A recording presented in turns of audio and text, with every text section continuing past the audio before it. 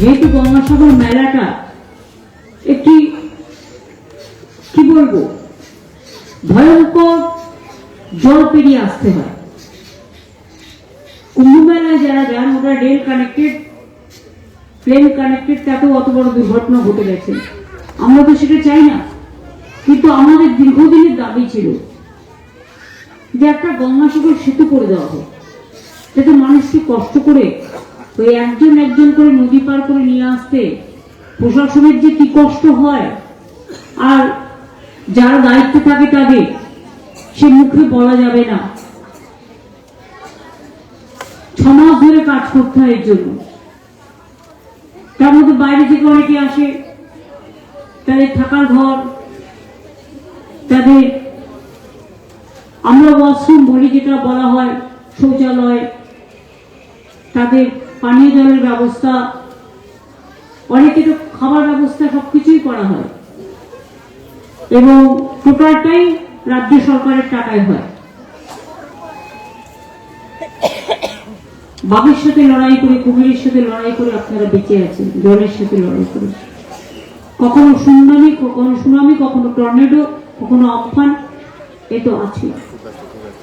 তার মধ্যে তো দীর্ঘদিন ধরে বঙ্কিমদাই বলুন,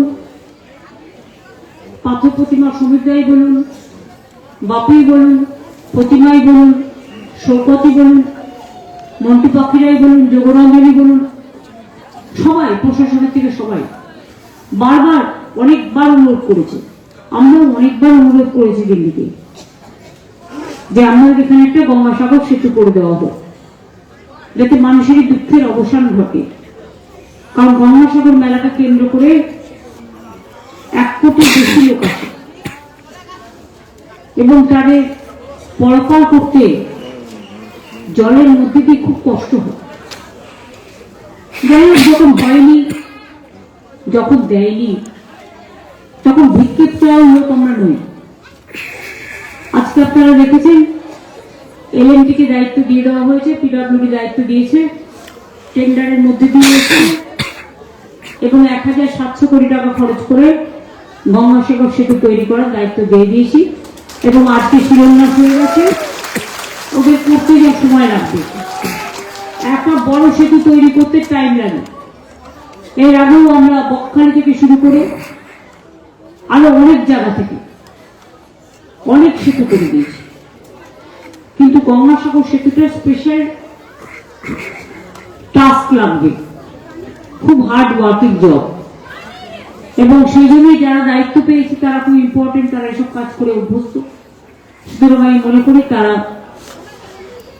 সঠিক সময় তাড়াহুড়ো করতে যাবে না, কিন্তু একটু ম্যান পাওয়ার বেশি লাগিয়ে এই সেতুটা হয়ে গেলে আমি মানসিকভাবে নিশ্চিন্ত হব। এই জল পেরোনোর যে চিন্তাটা প্রতি বছর থাকে, যতক্ষণ পর্যন্ত সব মানুষ ফিরে না যায়, সেই চিন্তাটা থেকে দুশ্চিন্তা মুক্ত হব। কাজে কাজটা আজকে শুরু করা হলো, এটার জন্য আমি সাগরের মানুষকে, বাংলার মানুষকে এবং সমস্ত তীর্থযাত্রীদের সকলকে আমার অনেক অভিনন্দন জানাই। মহারাজ বলছিলেন কেন্দ্রীয় সরকারকে বলতে জাতীয় মেলা ঘোষণার কথা, শুনুন আমি বারবার বলতে পারি না, আমরা অনেকবার বলেছি। যখন কাম দেয়নি, 1 পয়সাও দেয় এখানে, কুম্ভ মেলায় কয়েক হাজার কোটি টাকা খরচ করে, গঙ্গাসাগরে 1 পয়সাও দেয়। যারা দেয় না তাদের কাছে আমি ভিক্ষে চাই না। এমনিতেই গঙ্গাসাগর মেলা জনতার আদালতে, জনমনে, গণজনে, এটা আন্তর্জাতিক বিশ্ব মেলা, এটা লিখতেই পারে।